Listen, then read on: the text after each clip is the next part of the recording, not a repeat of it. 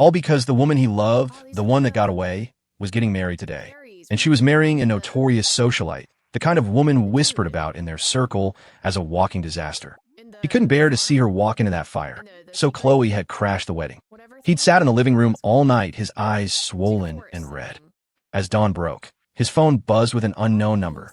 Leo Hayes, marry me. The voice was nonchalant, almost teasing, but Leo immediately pictured the face it belonged to.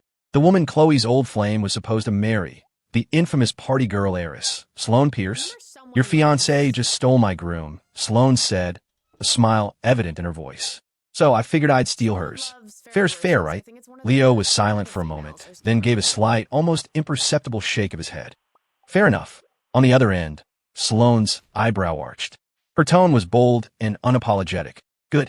I'll reschedule the wedding for 15 days from now. Get a new dress ready for your bride. I'll be waiting.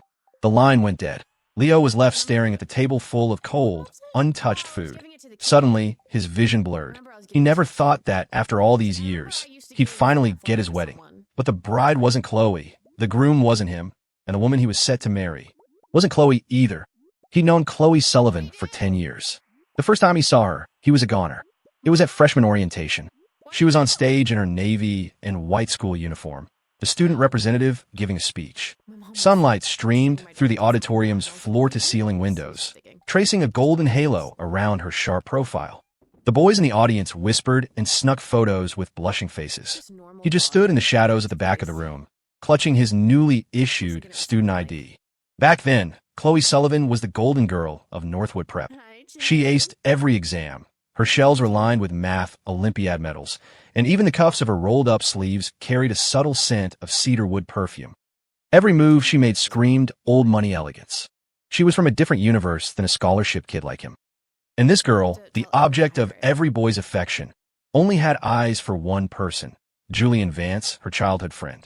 Leo had seen her organizing Julian's notes in the library. He'd seen her wait for him by the basketball court for an entire afternoon. He'd seen her scour the entire city for a limited edition CD Julian had mentioned offhandedly.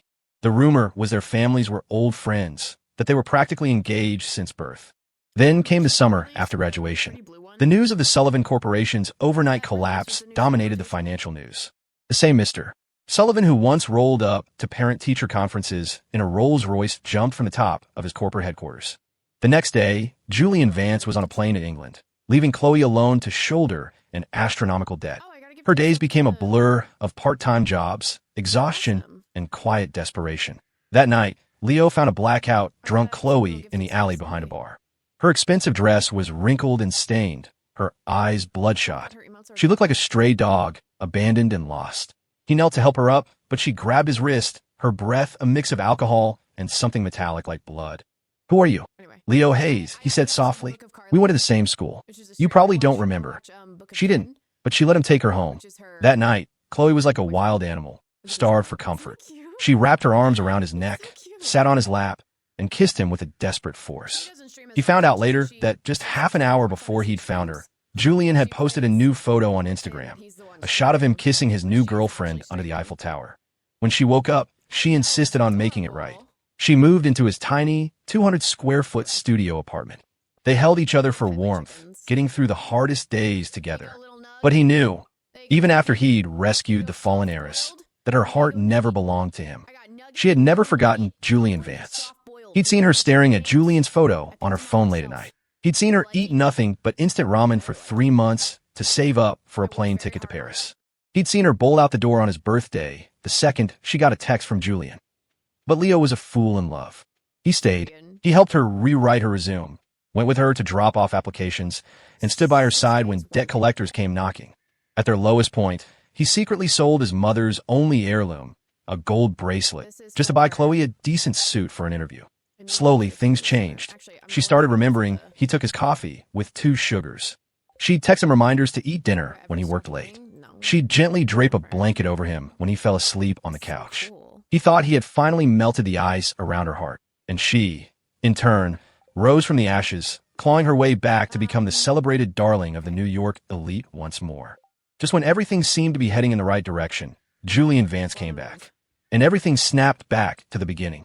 She would race her car to the airport to pick him up in the middle of the night. She threw him a welcome home party, all past grievances forgotten. And when she heard he was getting married, she didn't hesitate for a second to go and crash the wedding. 7 years. He had given her everything, and it still couldn't compete with a simple, "I'm back," from Julian. Finally, he was tired. He had no more love left to give. Leo stood up and began to clean. He threw everything into trash bags, one piece at a time. The garbage truck came rumbling down the street. He watched as the sanitation workers tossed the bags into the compactor, crushing 7 years of his foolish, hopeless devotion. "What are you throwing out?" The front door swung open. Chloe's voice came from behind him. Leo didn't turn around. "Just some useless stuff." He looked up at her. "Just cleaning up, getting rid of some junk." The simple sentence made Chloe's expression change. She shoved past him and rushed into the apartment. "Who said you could touch my things?" She tore through drawers and closets, her face growing paler by the second. After ransacking the entire study and finding nothing, she bolted for the door. As they passed each other, Chloe accidentally shoved him. Leo stumbled, his forehead smacking hard against the doorframe. Blood streamed down his face. Worried she'd lost something truly important, he chased after her without even tending to his wound. And then he saw the most absurd sight of his life. Chloe, the woman with a severe case of mysophobia, was on her knees in the street, frantically digging through a pile of garbage bags. Seeing her panic, a pang of guilt hit him. "The truck already took my stuff," he explained, his voice strained. "You'll have to go to the landfill to find it. I was just throwing out my own things. I might have accidentally packed something of yours." "I'm sorry." Only then did Chloe notice the blood gushing from his head. She froze, her hand reaching for him before pulling back. "I was in a hurry. I didn't see." Once they were in the car, Leo couldn't help but ask, "What did you lose? Was it that important?" Chloe's hands tightened on the steering wheel. It was a long moment before she answered. She'd lost the heirloom locket she always sent out to be polished. Leo's heart clenched. Tears welled in his eyes. That locket was the gift Julian had given her when they were teenagers, a promise of a future together. No wonder she was so desperate. ####. Chloe must have sensed the shift in his mood. She knew she couldn't hide what happened at the wedding, so she offered a weak explanation. "Before Julian's grandfather passed away, I promised him I'd look after Julian. And you know Sloane Pierce's reputation. If he really married her, the rest of his life would be ruined. That's why I had to stop it. It was all just an excuse to placate him. She'd crashed the wedding because she was still in love with Julian and couldn't bear to watch him marry someone else. And her frantic search for the locket, a symbol of a promise long broken, was because deep down, she still believed she was the one who should be marrying him." The thought sent a wave of sharp, twisting pain through Leo's chest. He turned his head to the window, letting the wind dry the silent tears rolling down his cheeks. "Well, Sloane found a new groom, so she won't be bothering Julian anymore. You can relax." His confident tone made Chloe frown slightly. "Sloane found someone else? Who told you that?" Leo was about to tell her that he was the new groom when his phone rang, the sound jarring in the tense silence of the car. Chloe answered, and Julian's sobbing voice filled the small space. "Chloe, my parents are furious that I ran out on the wedding. They're making me kneel in the study, threatening me with the old family discipline. They're going to kill me. Chloe, what do I do?" "I'm on my way." She hung up instantly and glanced at Leo. "Leo, something's come up. Can you go look for the locket for me first?" Leo's mouth opened, but no sound came out. He just nodded, opened the car door, and stepped out onto the lonely street. After watching her car disappear into the darkness, he hailed a cab to the city landfill. The garbage trucks had already emptied their loads for the night. He stood before a mountain of trash, rolled up his sleeves under the dim floodlights, and began to search. He fought back waves of nausea from the overwhelming stench, digging for 5 solid hours before he finally found the bags he'd thrown out. He emptied every single box, but there was no trace of the locket. Just then, the housekeeper called. "Mr. Hayes, I found the locket. It was under Miss Sullivan's pillow. She must have tucked it there in her sleep." Leo let out a bitter laugh.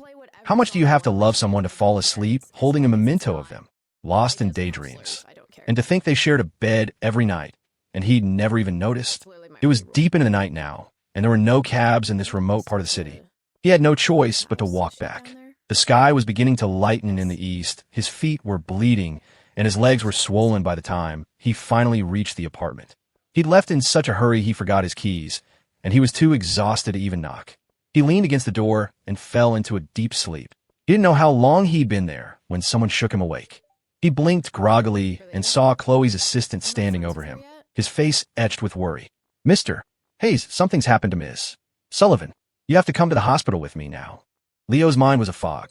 Before he could process what was happening, the assistant was pulling him into a car.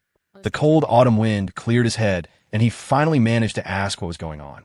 The assistant looked uneasy, hesitating before pulling out his phone and showing him a video. Ms. Sullivan went to the Vance estate yesterday. She insisted on taking Mr. Vance's punishment for him. She took 100 lashes before she passed out.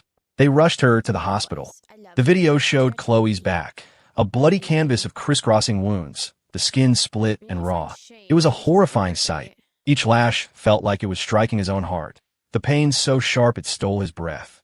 The assistant parked the car and walked him to the hospital room before leaving. The door was slightly ajar, and Leo could clearly hear Julian's sobbing from inside. "Chloe, why are you so foolish? I abandoned you and left the country. You should hate me. Why? Why did you crash my wedding? Why did you have to take those lashes for me?" Chloe lay on the bed, her voice weak, but laced with an undeniable, complicated affection. "When you first left, I did hate you. But as time went on, all I felt was relief. You were the boy I loved, and I didn't want you struggling with me in some rundown apartment, eating cheap takeout every day, working part-time until you collapsed from low blood sugar. You made the right choice." Her words made Julian's eyes redden. He couldn't help but pull her into a tight embrace. "So you've forgiven me, right? You crashed the wedding because you couldn't let me go, right? My parents said that if you took the punishment for me, you had to agree to marry me. You were willing when you said yes, weren't you?" Each question was like a sledgehammer blow to Leo's heart, sending tremors through his entire body. Chloe agreed to marry him. When he saw Chloe nod, his already shattered heart broke into a million pieces. The phone slipped from his hand, clattering loudly on the floor. He didn't know how much time had passed before he finally picked it up and turned to leave. He just reached the stairwell when Julian grabbed his arm from behind. "Leo Hayes, I know you saw everything. Chloe never forgot me. You spent 7 years suffering with her, and all it took was one little trap I set, and she came running. It's always been me. What do you have that can compete with that?" It was only then that Leo understood. The wedding to Sloane Pierce was just a ploy. Its only purpose was to make Chloe come and crash it. Julian's parents were probably in on it too, using the family punishment to corner Chloe into agreeing to marry him. After all, now that Chloe was successful again, they naturally wanted their precious marriage alliance back. The realization was so absurd, it was almost funny. She gave you her entire heart, and you still manipulated her like this. Don't you feel ashamed? At the word, Julian's face twisted into an expression of disbelief. Manipulated? How did I manipulate her? Crashing the wedding, taking the punishment, agreeing to marry me. I never forced her to do any of it. It was all her choice. She loves me so much she'd do anything, and that's something you'll never have in your entire life. Every word was a dagger twisting in Leo's heart, a fresh wave of agony. He had to admit, everything Julian said was true. Yes, it was her choice, Leo said, his voice hollow. So I'll respect her decision. Don't worry, I've already decided to walk away. I wish you both happiness. Julian shoved him. Leo went tumbling down the flight of stairs, his body slamming against the concrete, leaving him bruised and bleeding. He lay in a growing pool of his own blood, trembling uncontrollably, his vision swimming. He forced his eyes open to see Julian looking down at him, a triumphant sneer on his face. Walk away? You think you can just walk away? If the Sullivans hadn't lost their fortune, you wouldn't even be worthy of tying Chloe's shoes. Today, I'm going to show you exactly where a cheap, social climbing pretty boy like you belongs. Stop dreaming about marrying up. After spitting out the vicious words, Julian clapped his hands. 3 thugs with bleached blonde hair emerged from the shadows. They swarmed Leo, grabbing his arms and legs, holding him down as one of them slapped him hard across the face. Leo had never been in a situation like this. He was terrified, his face pale as he struggled with all his might. But he couldn't break free. Their grips left bruising marks on his skin, his shirt half torn from his body. In his terror, he heard a familiar voice. "Julian? Who was that? What are you doing here?" Julian turned to see Chloe standing just a few feet away. He quickly motioned for the thugs to drag Leo into the dark corner of the stairwell. "It's nothing. A nurse just asked me to fill out some paperwork. It's all done." A flicker of hope ignited in Leo's despair. He fought harder, biting down on one of the thugs' hands and crying out for help. "Chloe, save me." Chloe, who had been about to turn away, froze. The cry was so familiar. "Did I just hear?"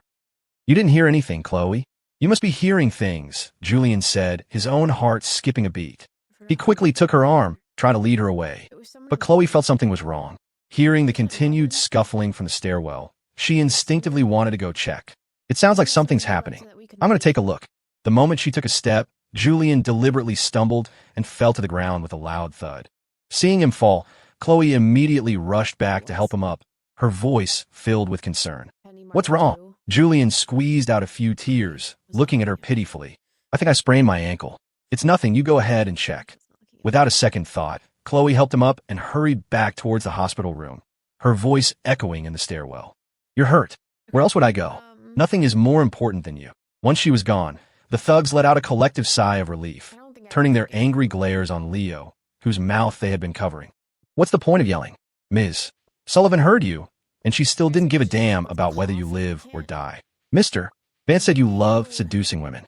Today we're going to teach a pretty boy like you a lesson.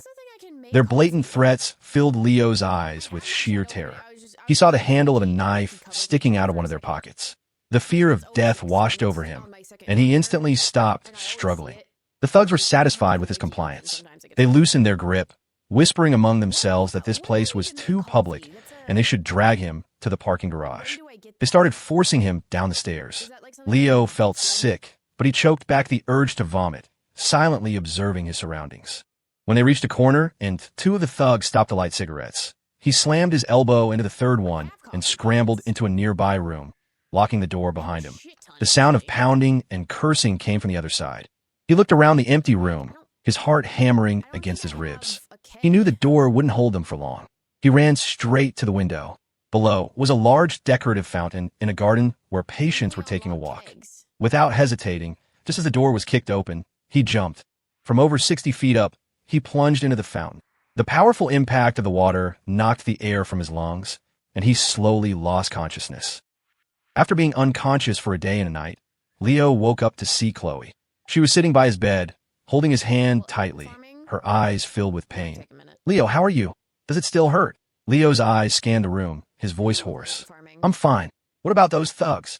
They've been taken to the police station. Don't worry, they dare to lay a hand on you. I won't let them get away with it, Chloe said, her voice laced with a fury that seemed genuine. Leo didn't care what happened to them. He asked the only question that mattered. Did they say who hired them? Chloe froze for a second, then shook her head. No, they just said they saw you alone and decided to take advantage. It's all my fault. I shouldn't have been so busy with my own things and neglected you. I'm the reason they targeted you. Leo knew he would get no justice for what Julian did. He could only close his eyes, exhaustion washing over him. What have you been so busy with lately? Chloe was silent for a moment. Busy. With company stuff. Hearing this, Leo dug his nails into his palm. A tidal wave of bitterness crashed over him, and he finally had to ask, busy with company stuff, or busy preparing for your wedding to Julian Vance? Leo, where did you hear that? Leo's smile was so strained his eyes turned red. You crashed his wedding. Everyone is saying it. That you did it because you were going to marry him. Realizing he'd only heard rumors, Chloe's tense heart relaxed. She frowned. It's just gossip, Leo. You're my boyfriend. How could I possibly marry someone else? The company is just so demanding right now. Once things calm down, we can talk about our own wedding. Okay. She was still lying. So, she was planning to hide her wedding to Julian from him? When that day came, Julian would be her husband. And what would he be? Her lover? A profound sense of absurdity washed over him, leaving him speechless. He closed his eyes, swallowing the bitter, acidic emotions, and answered her silently in his head. There's no need to talk about our wedding. I will never marry you. And the day you marry Julian Vance, I'll be marrying someone else too. Seeing him remain silent, Chloe changed the subject. The doctor said you've been under too much stress lately, and that's why you're overthinking things. I've told my assistant to clean my schedule.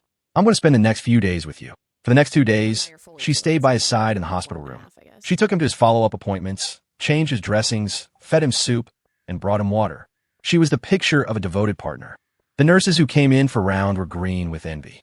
Your girlfriend is amazing, staying by your side like this. She really dotes on you. Leo's expression was numb. He didn't respond. Only he knew that while Chloe's body was here, her heart was miles away. The moment he rested, she would pull out her phone, the smile she tried to suppress playing on her lips as she texted. Once, when she was out of the room, he glanced at the phone she'd left on the table. He unlocked it and saw her iMessage history with Julian. Julian said he was craving something, and she immediately ordered 2 of everything. One to be delivered to him, and one she'd bring back to the hospital for herself. Julian said he missed her late at night, and she sent him a stream of selfies, even recording voice notes of herself singing to lull him to sleep. Julian said he hadn't been out shopping in a long time, and she created a detailed itinerary for a date, planning to take him in a couple of days. Whether Julian was complaining, venting, or just sharing something from his day, Chloe would reply instantly. If she was a minute late, he'd get a little jealous, and she would patiently soothe him. Are you ignoring me because you're still taking care of your boyfriend? If you're marrying me, aren't you going to break up with him? Chloe took an hour to reply to that message. The response was just a few words. Leo was with me for 7 years. I can't just end it like this. So this wedding is just an obligation for you. This time, her reply was faster, and it cut Leo to the core. No, I'm marrying you because I love you. Staring at the endless scroll of messages, Leo thought about how, when they were together, Chloe was mostly silent. He'd share something about his day, and she might reply with a simple okay or image him hours later. When they went on dates, her mind was always elsewhere. Even after he'd taken a knife for her, and their relationship had supposedly deepened, she had never been as proactive or passionate with him as she was with Julian. In their relationship, he had always been the one to walk 99 steps, hoping she would take the final one. But she had always held back, caught up in old memories and old flames, refusing to give him the one thing he wanted. So, from now on, he wouldn't wait anymore. Hashtag, hashtag, hashtag. She bought flowers, ordered a cake, and even arranged a candlelit dinner at a restaurant on a hill overlooking the city. After lighting the candles, she placed a birthday hat on his head, her voice incredibly gentle. Happy birthday, Leo. What's your wish this year? Leo closed his eyes, clasped his hands together, and made a solemn wish in his heart.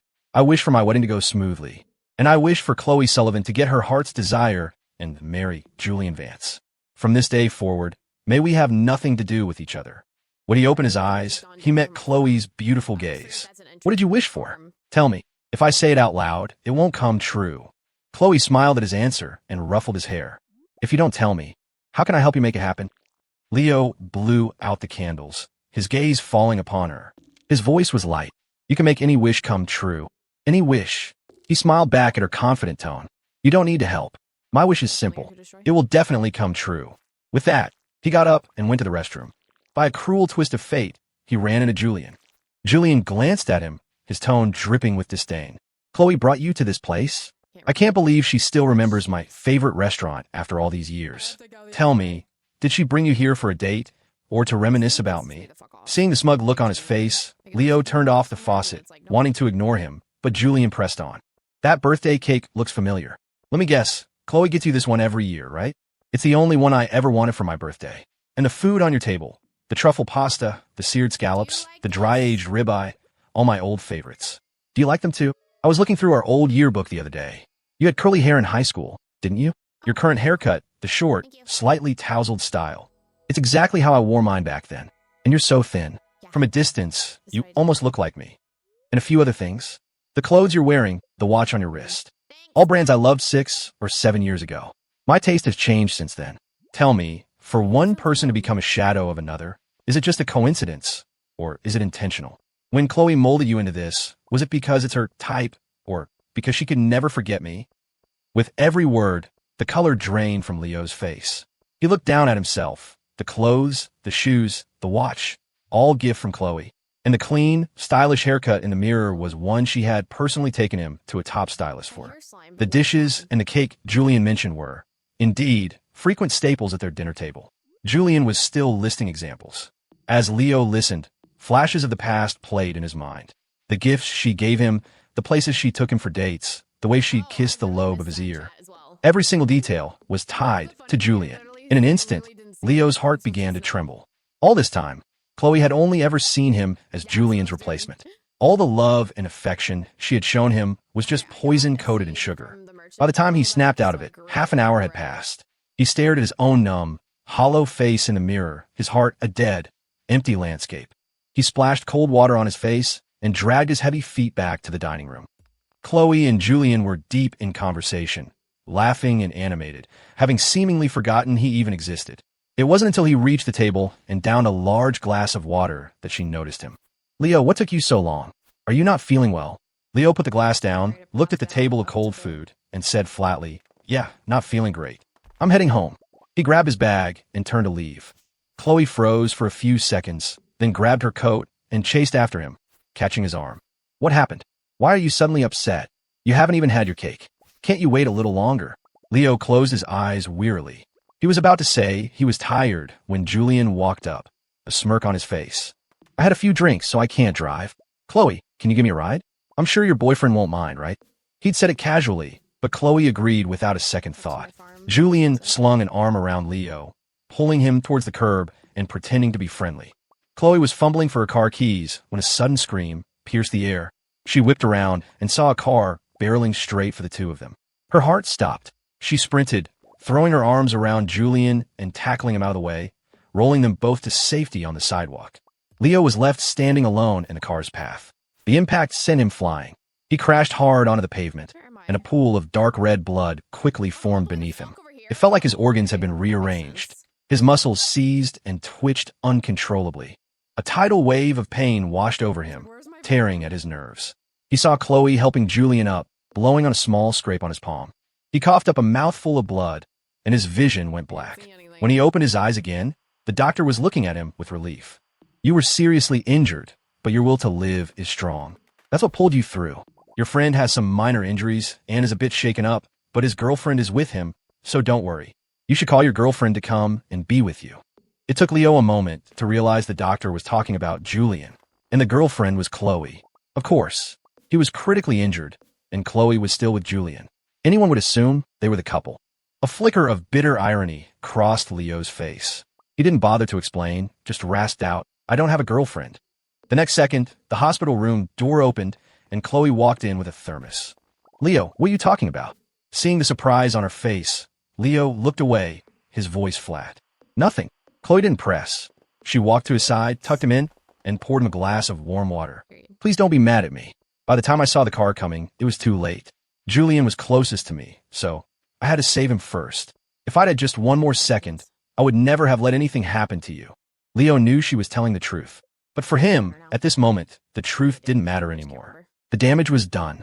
The pain might fade with time, but the scar would remain forever. He lowered his eyes and murmured, it was too late, and there's no going back. Chloe didn't hear him clearly.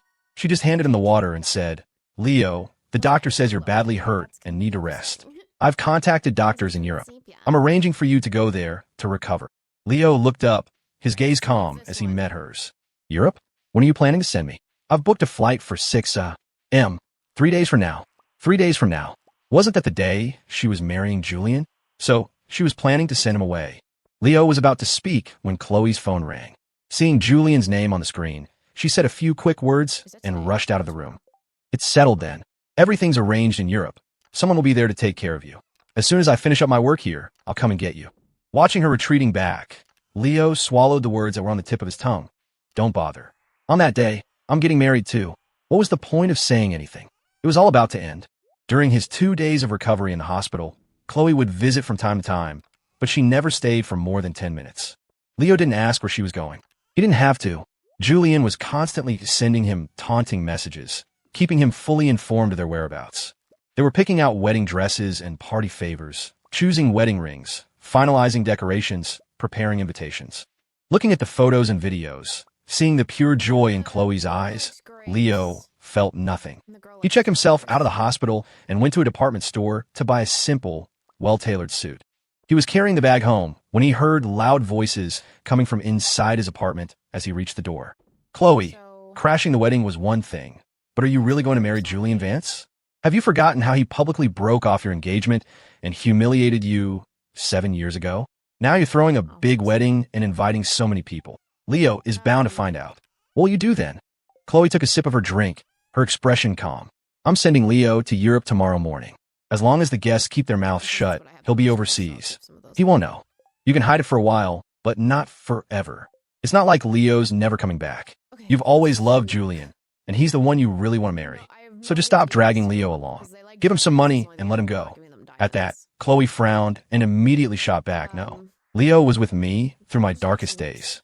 I can't do that to him. Besides, he loves me so much, he'd never marry anyone else. No amount of money would make him leave me. Leo heard every word. He hefted the suit box in his hand. Never marry anyone else? Maybe once, but not anymore. He didn't want to be her groom. He pushed the door open. The sudden noise startled the group in the living room. Chloe was shocked to see him back so suddenly. Leo, you're out of the hospital? Why didn't you call me to pick you up? I know you're busy. Didn't want to bother you. Seeing his normal expression, everyone assumed he hadn't overheard them and relaxed, laughing awkwardly to cover it up. Leo had no desire to be around them. He made a few excuses and went upstairs. A short while later, after sending everyone off, Chloe came into the bedroom. What did you buy? A black suit. I really liked it, so I bought it. Leo had just opened his suitcase when Chloe came over, reaching for the box with the suit. You like it that much? Let me see how nice it is. Leo quickly pressed his hand over hers. I just finished packing. If you mess it up, I'll have to do it all over again. Don't look. Only then did Chloe notice he was packing his suitcase. She nodded. Let me help you. I'll drive you to the airport tomorrow. Watching her bustling around, folding his clothes, and packing his things, Leo looked away and said nothing. Neither of them slept much that night.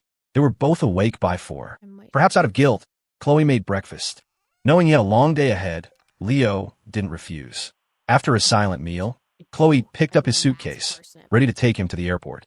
They were halfway there, the sky just beginning to lighten, when Julian's call came through. Chloe, it's 5:30. Are you up? I'm coming to pick you up at 6. My parents are waiting. Why aren't you here yet?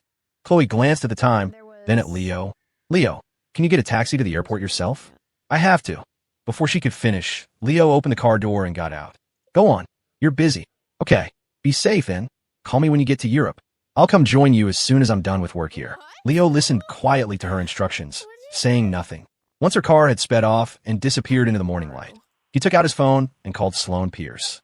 I'm ready. The car window rolled down, revealing a face that was bright and audacious. The woman had one hand on the steering wheel, an eyebrow arched, and a playful smirk on her lips. The top 2 buttons of her white silk blouse were undone, revealing a sharp collarbone and an air of wild, untamable energy. Get in, groom. Leo froze for a second. This was the first time he'd seen Sloane Pierce in person. Just like the rumors said, she exuded a roguish, carefree vibe. Yet there was something about her that was utterly captivating. Do we need to make such a scene? He asked, glancing at the long line of luxury cars behind her, a slight frown on his face. Sloane let out a low laugh. She pushed the door open, her long legs swinging out as she stood before him. When she looked up at him, her eyes held a teasing glint. It's a wedding heist. If the scene isn't big enough, it wouldn't be worthy of my name, would it?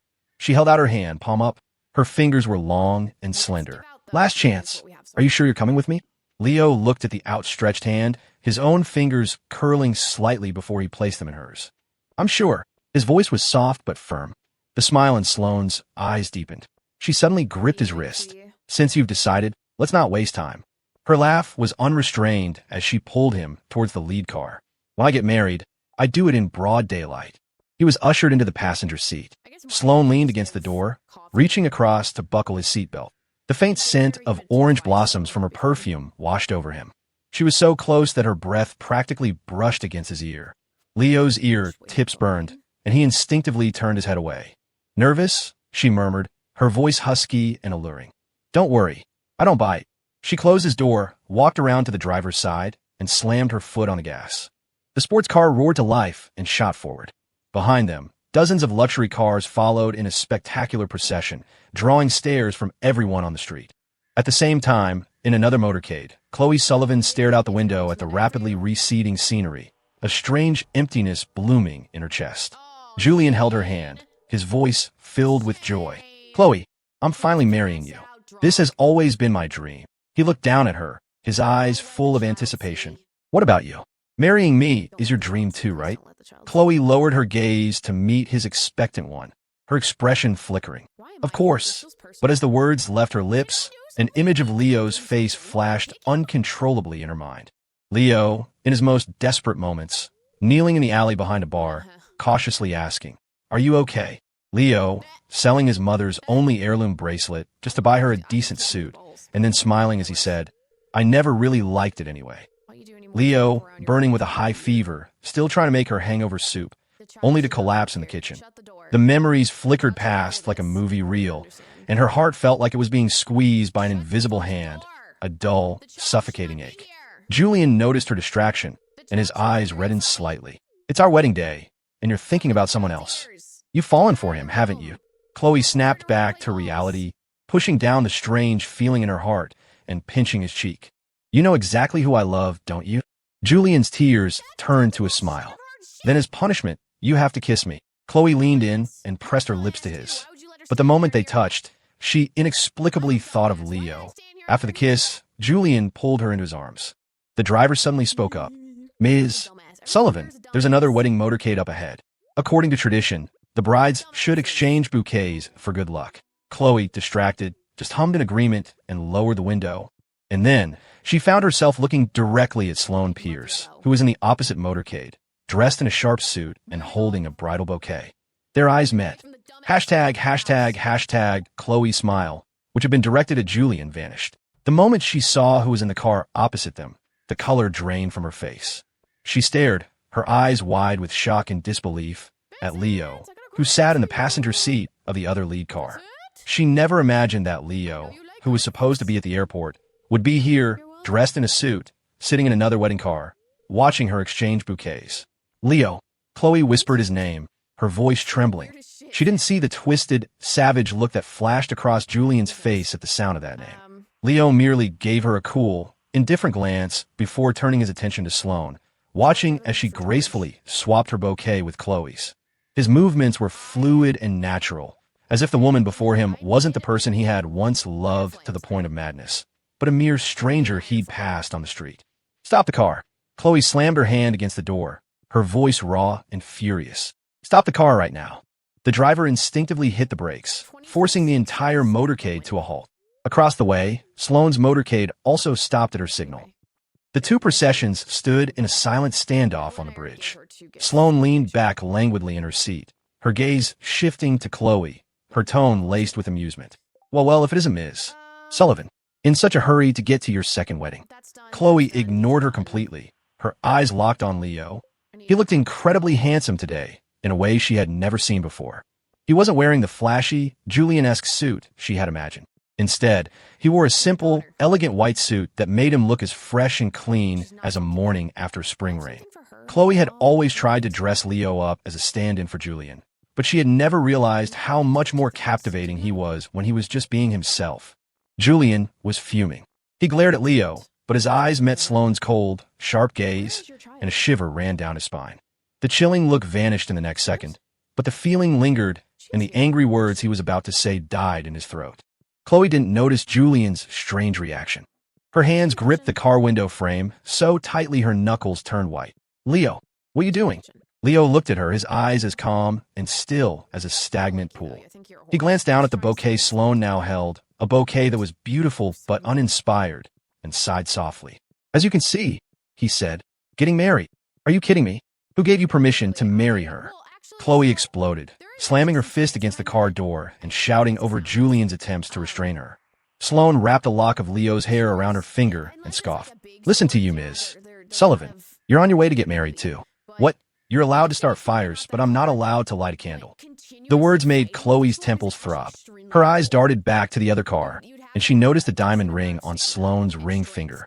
Then she looked at Leo's hand. He was wearing a matching one. They were a pair of snowflake-shaped diamond rings, glittering coldly in the sunlight. Chloe remembered. Leo had once told her this was his favorite design. Now, he was finally wearing it, but someone else had put it on his finger. The thought filled her gaze with hostility as she looked at Sloane.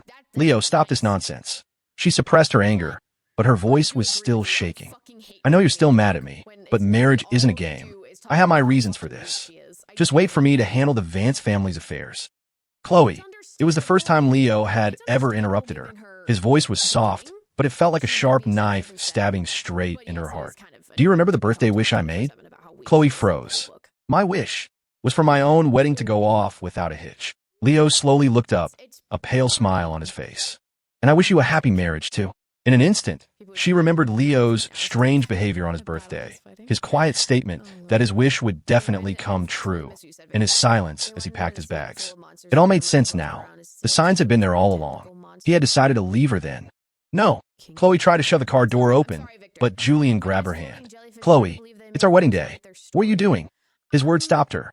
She looked back at Julian, who was holding her tightly, his eyes red and pleading. It was like a bucket of ice water had been dumped on her head, halting her absurd impulse. I'm sorry, Julian. I just wanted to ask him why. Because you were going to ship me off to Europe this morning, Leo said calmly. Because you're on your way to marry Julian Vance right now. Because for 7 years, you never truly loved me. Sloane smoothly rolled up the window, and the car began to move. Her motorcade slowly pulled away from the bridge. A moment later, Chloe's motorcade also started moving. As the two lines of cars drove in opposite directions, Chloe fought the urge to look back. Chloe, Julian's voice brought her back to the present. I'm sorry, Julian, I was just a little. Her explanation was weak and pale. She couldn't even find the right words. But Julian pulled her into his arms. Chloe, you don't have to say anything. I understand. Leo was with you through some very hard times. He suffered with you, helped you get back on your feet. It's natural for you to feel something for him. But he's found his own happiness now.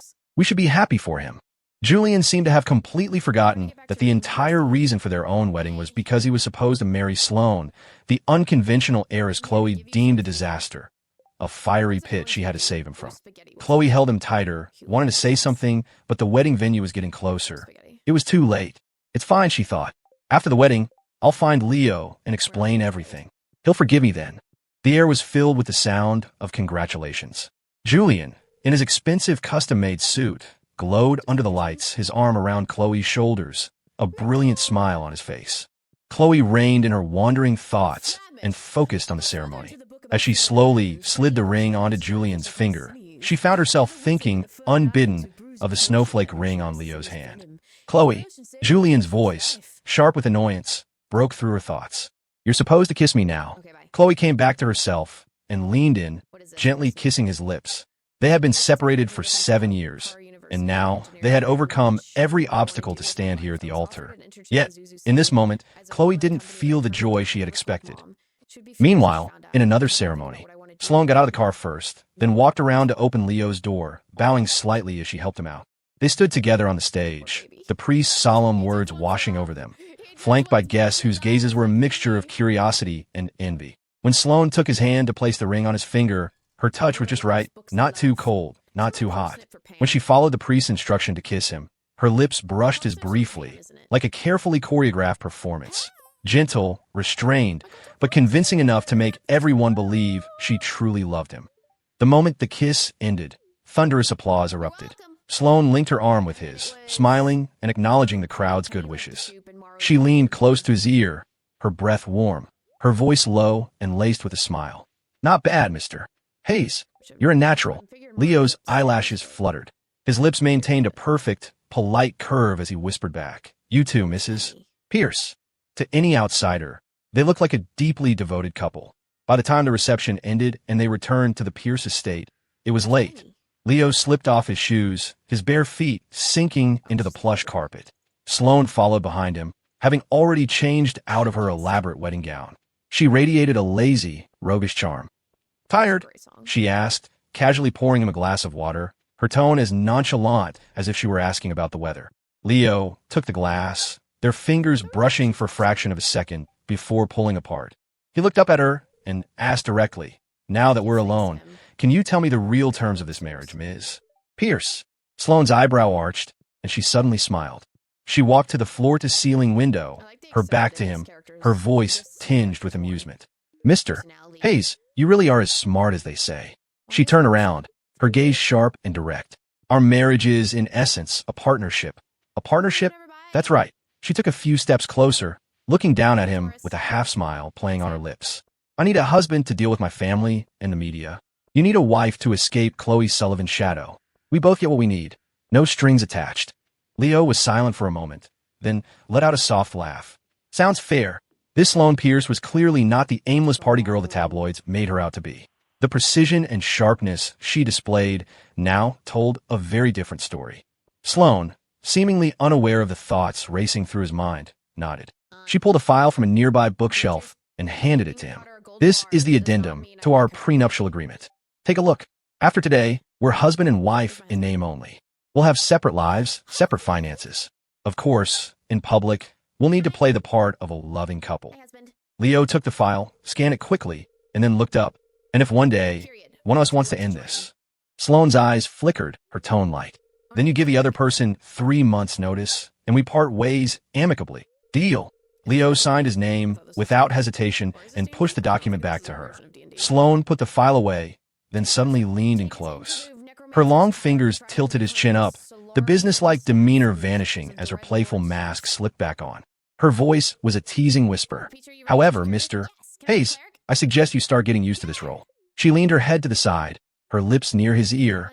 After all, starting tomorrow, the entire city will be watching us, wondering just how long this marriage will last. Leo met her gaze, a slight smile on his lips. Don't worry, Ms. Pierce. I won't let you down. Sloane let out a low, satisfied laugh. She released him and headed for the door. Good night then, Mr. Hayes. The door closed softly behind her. Leo stood in place, looking at his reflection in the mirror, still dressed in his suit, and slowly let out a long breath. The next day, Leo stood before the Pierce family mansion, suitcase in hand, staring up at the understated but luxurious estate. The entire property felt like a slumbering beast, quiet but dangerous. Mr. Hayes, Ms. Pierce has instructed me to show you to the master suite, so you can get settled. The butler had appeared at his side, his voice respectful but devoid of warmth. Leo nodded and followed him across the courtyard.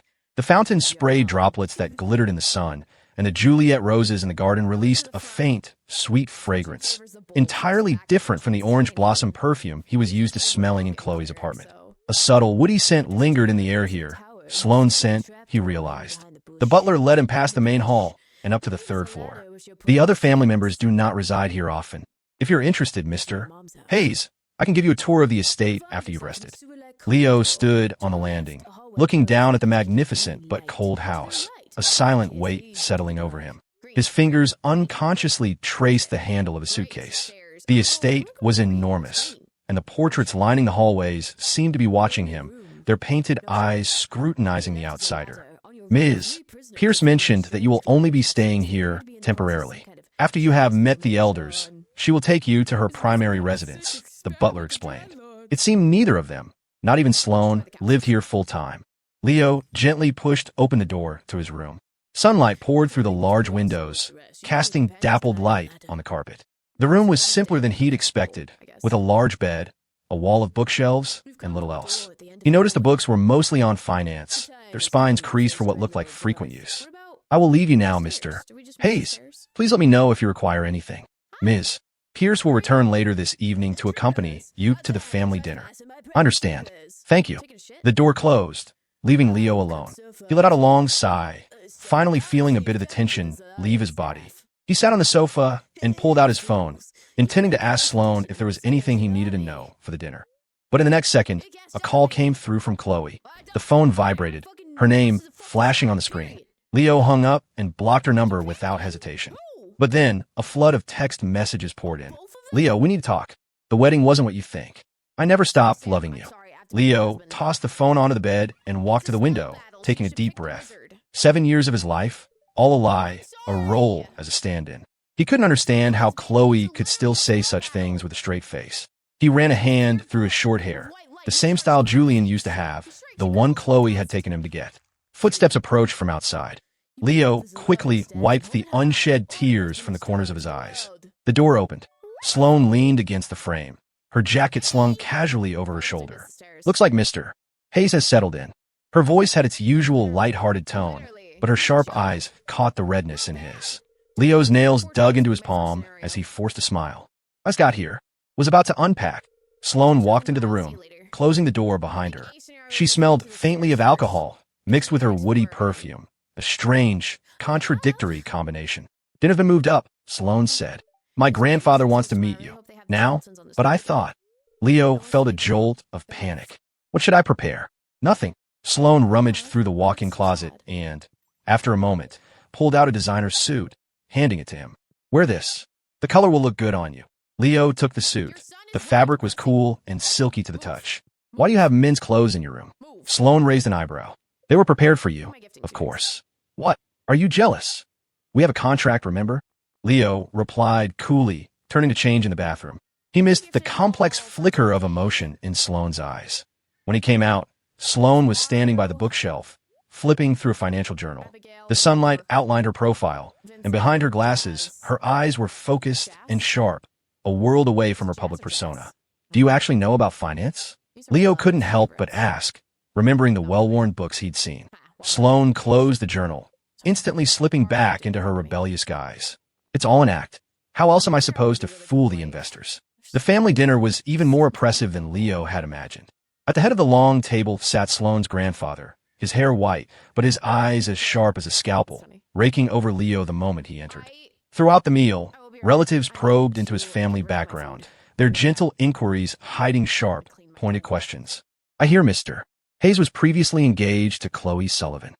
Sloane's aunt asked, smiling over her wine glass. How did he suddenly end up marrying our Sloane? Leo's fork scraped loudly against his plate.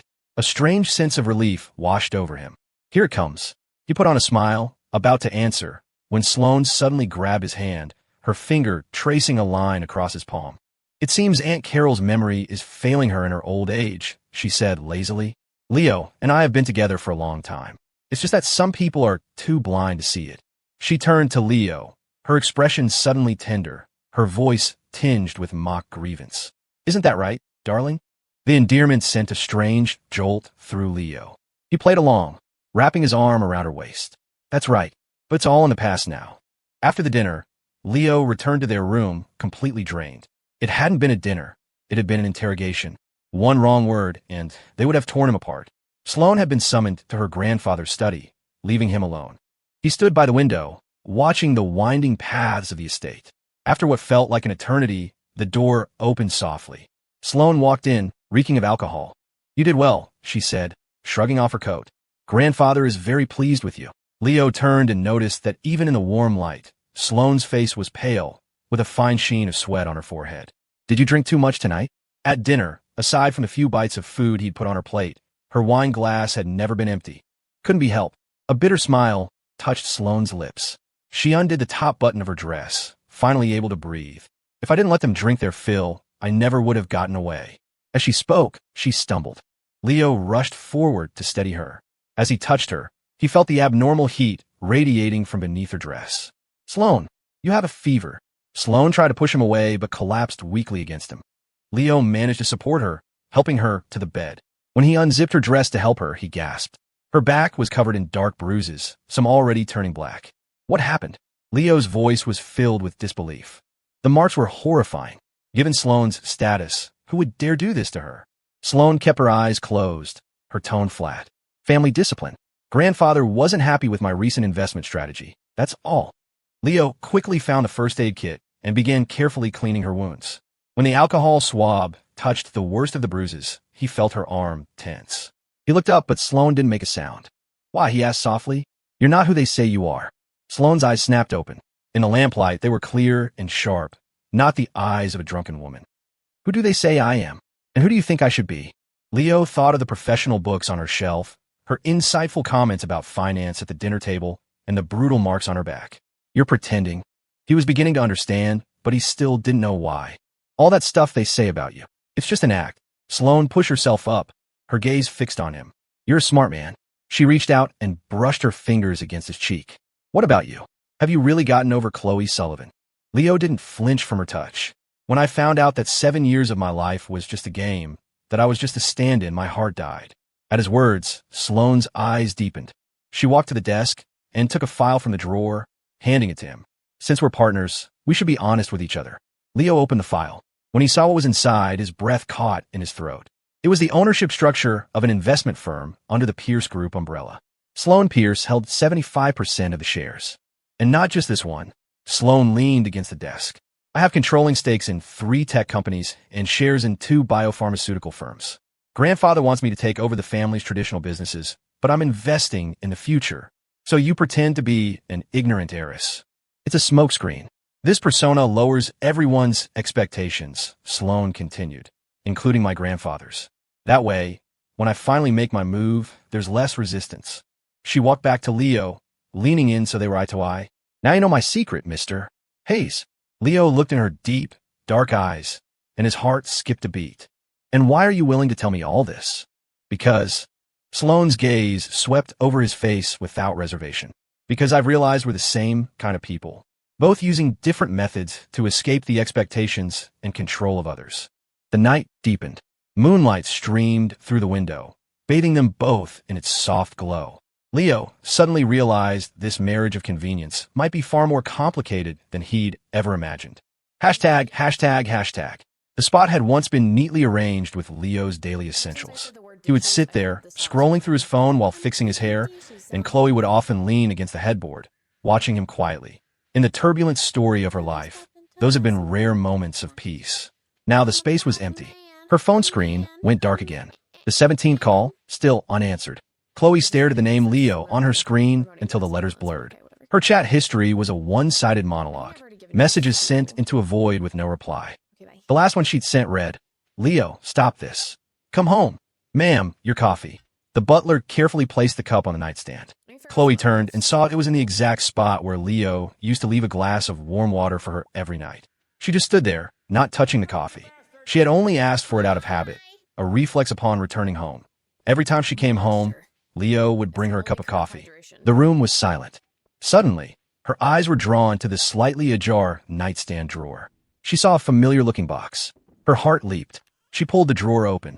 Inside was a black velvet jewelry box containing a blue sapphire bracelet they had bought at an auction last year. Leo had adored it. Now it lay there covered in a thin layer of dust, forgotten. Did he leave anything else? Chloe heard her own voice, dry and hoarse, like a desperate traveler in a desert. The butler hesitated. Mr. Hayes threw most of his things away. He only took some clothes and a few books. The collectibles and video games you gave him are all in the safe in the study. Chloe stumbled to her feet and rushed to open the safe. The combination was still Leo's birthday. The jeweled cufflinks, the watch, the bracelets she'd given him, and the diamond ring she had planned to give him at their wedding. They were all still there. Thump! Chloe's fist slammed against the metal door of the safe, her knuckles immediately splitting, beating with blood. She felt no pain, only a gaping wound in her chest that was bleeding profusely. She thought back to Leo's birthday a month ago, the way his eyelashes had trembled as he made a wish, and his words, "If I say it out loud, it won't come true." So he had already decided to leave her back then. "Chloe," Julian's cheerful voice came from the doorway.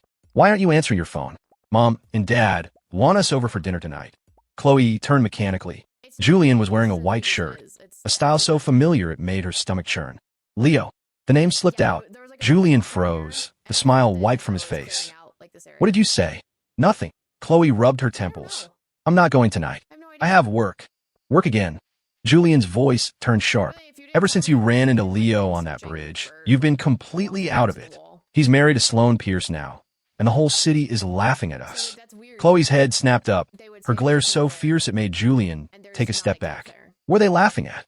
Julian bit his lip, hesitating. "Everyone's saying he dumped you, that he was hooking up with Sloane Pierce all along."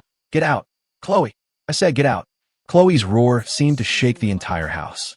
Julian, who had more to say, could only glare at her with red-rimmed eyes before storming out and slamming the door. Silence returned to the room. Chloe slid to the floor, her phone lighting up with a call from her assistant. "Did you find him?" "Ms. Sullivan, yes. I found him. Mr. Hayes' schedule for today. He'll be at the Southside Art Center at 3 p.m.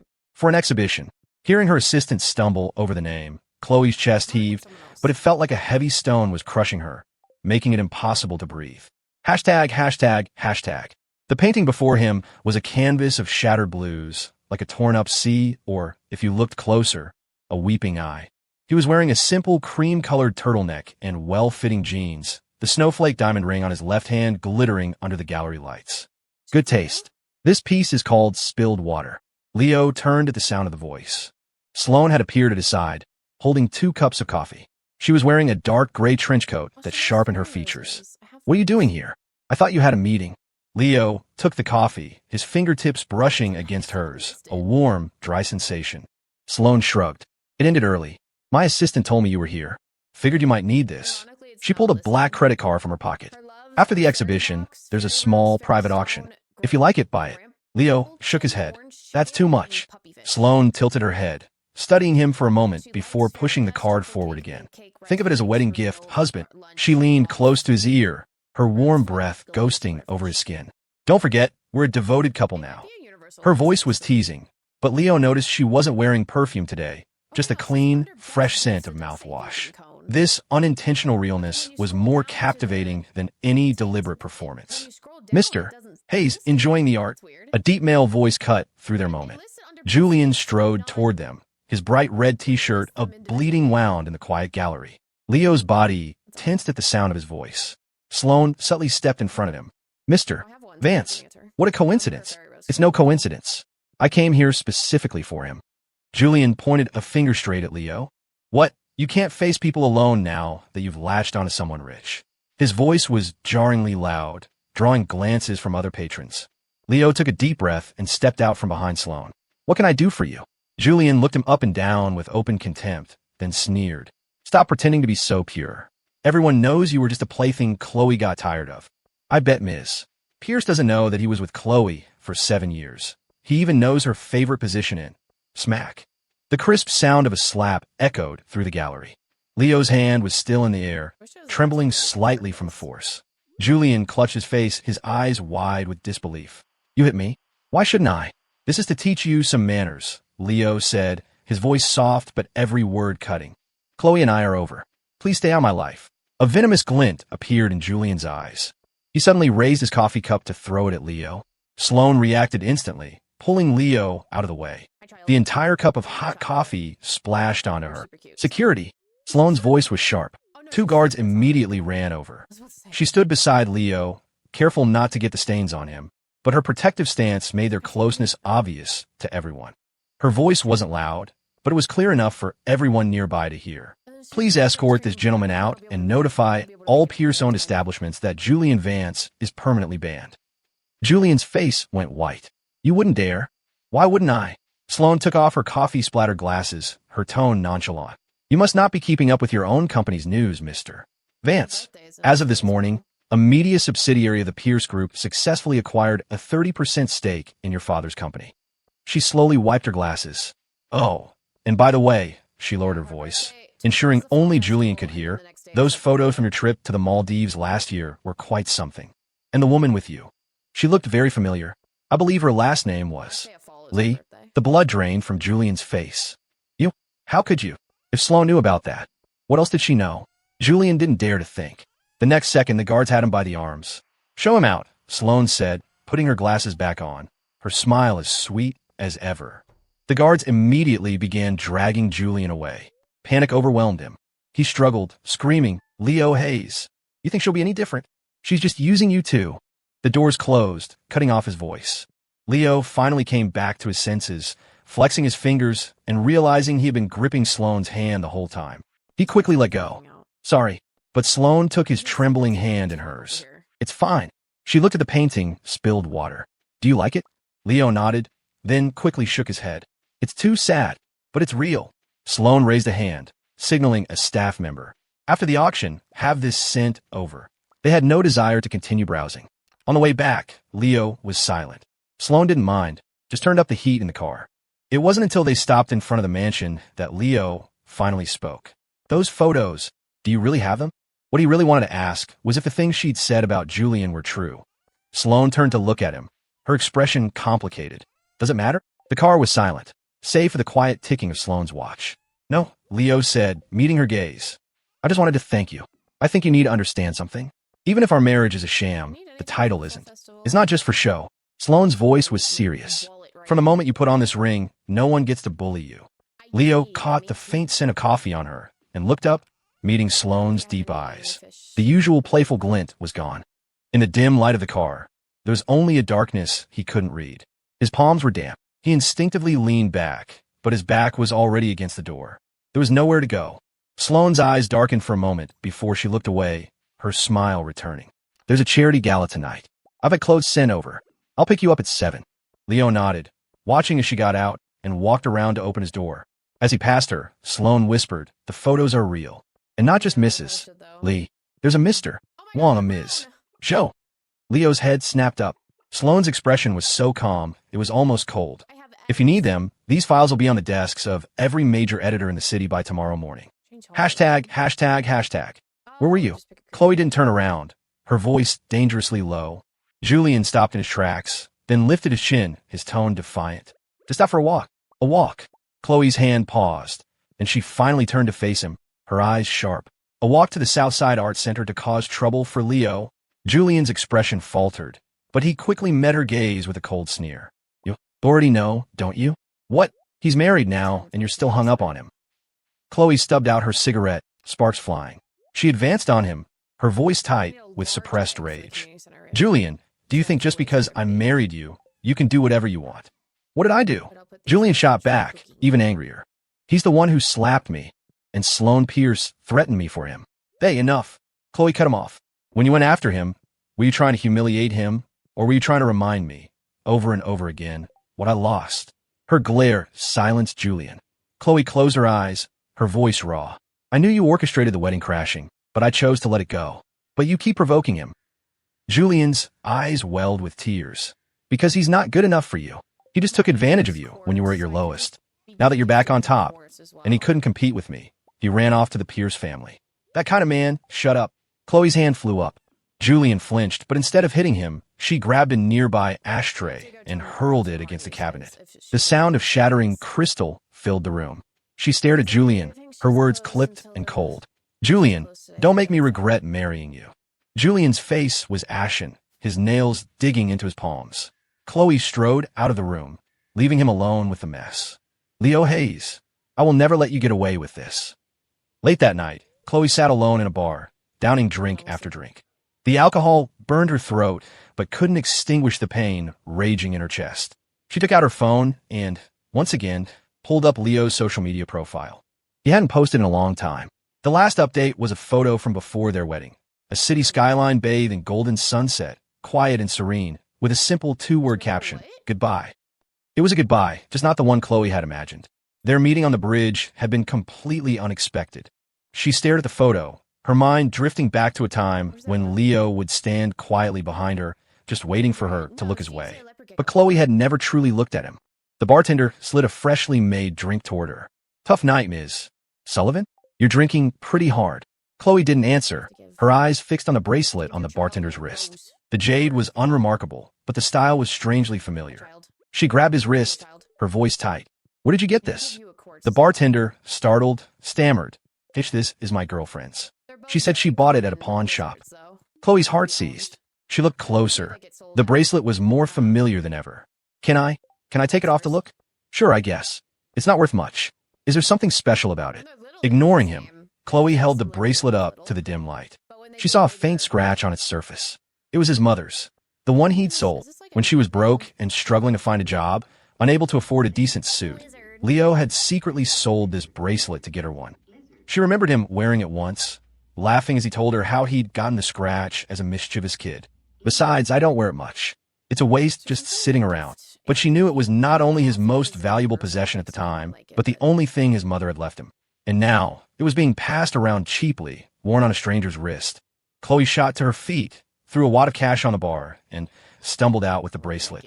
The cold air did nothing to sober her up, but it stung her eyes until they were red. She pulled out her phone and called her assistant. Start digging. I want to know where Leo is right now. And I want you to find out everything Julian Vance was doing during his years abroad. The thought came out of nowhere, but years of instinct were screaming at her. Chloe stood in the shadows of her study, clutching a freshly delivered investigation report. Her intuition had been right. The edges of the paper were crumpled in her fist, her knuckles white from the force. Her assistant stood nearby, head bowed. Ms. Sullivan, as you requested, we looked into Mr. Vance's activities over the past 7 years. In addition to the Maldives photos, we found some unusual financial transactions. Chloe's eyes landed on one page. For the last 3 years, Julian's private account had made a monthly wire transfer of $500,000 to an offshore account, labeled consulting fees. The recipient was a shell corporation controlled by a man named Lee. A familiar name. This Mr. Lee, isn't he the vice president of Horizon Group who was convicted of embezzlement last year? Chloe's voice was like ice. Yes. And what's more suspicious? The assistant handed her another file. A week before Mr. Vance returned to the country, that same account received a sudden deposit of $2 million. The sender was listed as Chairman Vance. Chloe slammed the file shut. She thought of Julian's strange insistence on marrying Sloane after his return and her parents' bizarre enthusiasm for the match. Keep digging, she ordered, her jaw tight. Especially all of the Vance family's financial movements around the time of my family's bankruptcy 7 years ago. In a private room at a late-night lounge, Chloe threw a stack of photos in front of Julian. Explain this, she said, her voice terrifyingly calm. Why did your father transfer $200 million to a Swiss bank account the day after my father died? Julian's smile froze. The photos clearly showed bank statements, the money trail leading to an offshore account with no connection to the Vance family. Chloe, listen to me. He reached for her, but she shoved him away. And this? Chloe pressed play on her phone. Julian's voice, slurred from alcohol, filled the room. My dad got rid of old man Sullivan back then, and he can do it again. The recording stopped. It was from a night he'd had too much to drink. The color drained from Julian's face. Your family, Chloe said, her eyes like poisoned daggers. You were the murderers all along. You only got close to me again to make sure I wasn't investigating the truth. As she turned to leave, Julian burst into hysterical laughter. You think Leo Hayes is any better? He and Sloane Pierce were already. Shut up. Chloe lunged, her hand closing around his throat before she forced herself to let go. Don't you ever say his name again. Hashtag, hashtag, hashtag. Leo had just stepped out of a meeting. Sloane had dragged him in first thing in the morning, and after listening to hours of financial reports, his head was still spinning. His assistant hurried over as he emerged. Sir, Miss Sullivan is downstairs. She says she needs to see you. Leo paused. Then his expression remained neutral. Tell her I'm busy. The assistant didn't leave. She looked hesitant, but she said, it's very important. She said she won't leave until she sees you. Leo was silent for a moment before finally heading toward the elevator. In the first-floor lobby, Chloe stood by the floor-to-ceiling windows, her back rigid and lonely. At the sound of footsteps, she spun around, her eyes locking onto him. Leo. Leo stopped, keeping a safe distance. What is it? Chloe's eyes darted around for a moment before she spoke, her voice hoarse. I found a bracelet. Leo's gaze flickered, but quickly returned to a calm neutrality. And? You came all this way just for that. It was your mother's, Chloe said, her voice beginning to tremble. You sold it without a second thought, just to buy me a decent suit. Leo watched her quietly, not denying it. Chloe's eyes were red. She took a step forward, wanting to hug him. I'm sorry. Ms. Sullivan. A cold voice cut her off. Sloane strode out of the elevator, her suit immaculate, her eyes sharp. She walked directly to Leo's side and linked her arm with his, her posture both intimate and possessive. You seem to be confused, Ms. Sullivan. This is not the place for a trip down memory lane. Sloane smiled, but the smile didn't reach her eyes. If you have urgent business, you can make an appointment. Chloe stared at their entwined hands, her own fists clenched so tight her knuckles turned white. My business with him is none of your concern, Sloane. Sloane raised an eyebrow, her tone light and dismissive. Oh, but he's my husband now. His business is my business. Rage flared in Chloe's eyes. She hissed, Sloane, don't push it. Sloane laughed coldly, refusing to back down. Push it? Who's the one pushing it? Did you forget who was the one who left him stranded on the side of the road to run off to another man? Chloe's breath caught in her throat. She couldn't answer. She turned to Leo, her voice now small, almost pleading. Leo, can we please talk? Please. Leo had been a silent observer until now. When she looked at him again, he finally spoke. His voice was quiet, but it was a knife that twisted deep in her heart. Chloe, your regret has nothing to do with me. Chloe froze, watching as he turned and walked away, side by side with Sloane. This time, he didn't look back. Chloe left the Pierce Group building in a daze. Her phone rang. It was Julian. She stood on the sidewalk for a long time, letting the call go to voicemail. This seemed to infuriate the person on the other end. A storm of notifications followed. Messages ranging from questions and accusations to pleas and curses. Chloe finally turned her phone off completely and threw it onto the back seat. She stared up at the towering skyscraper, as if she could see past the glass and steel, all the way to Leo. The next day, when Leo walked into the building, he felt the strange looks from all around him. The receptionist's smile was strained. When he stepped into the elevator, the other employees fell silent, their gazes shifting uncomfortably. He frowned slightly. When he pushed open his office door, his assistant shot up from her desk. Mr. Hayes, have you seen the business headlines today? What is it? She handed him a tablet. A bold, oversized headline screamed from the screen. The Social Climber's Playbook, 7 years ASA stand-in, a calculated marriage into wealth, and a con man's rise to power. The article was accompanied by old photos of him with Chloe and pictures from his wedding to Sloane. The text was sensational, claiming Leo was nothing more than Julian Vance's replacement, who had seized his chance when Chloe was at her lowest. When he realized he couldn't secure his position after a comeback, he had quickly moved on to seduce the Pierce heiress with masterful manipulation. Most damningly, The article ended by implying his marriage to Sloane was built on hidden motives, even hinting at conflicts of interest and corporate espionage within the Pierce group. It all but called him a corporate spy who had married Sloane for ulterior motives. A cold dread settled in Leo's stomach, but his expression remained unchanged. He put the tablet down, his voice calm. "How's the stock?" His assistant's voice was worried. "It dropped 3% at opening and is still falling." Leo closed his eyes. Julian's revenge had been swift and brutal. Hashtag, hashtag, hashtag. I don't care what it costs or what you have to do. Dig up everything you can on those media outlets. Sloane hung up and looked at Leo, the ferocity in her eyes not yet faded, but her tone softened. "You're here." Leo walked to her desk, his voice full of guilt. "I'm sorry. I've dragged you and the company into this." Sloane scoffed, not at him, but at the situation. She stood, took his hand, and led him to the sofa. This kind of cheap shot is hardly a drag on the company. Her finger traced across the tablet, displaying the article, the cold light illuminating the icy resolve in her eyes. "He's good at hitting where it hurts. A shame, really. A shame about what? A shame he seems to have forgotten that he has his own skeletons in the closet." Sloane reached out and touched the side of Leo's face. This time, he didn't pull away, just looked at her. A genuine smile touched Sloane's lips as her fingers gently straightened a stray lock of his hair. "There's a business gala tonight. All the major investors in the Asia-Pacific region will be there. You're coming with me. Are you going to fight back publicly?" Sloane's voice dropped. "Of course. And I'm going to make it very clear to everyone who they can afford to mess with and who they can't."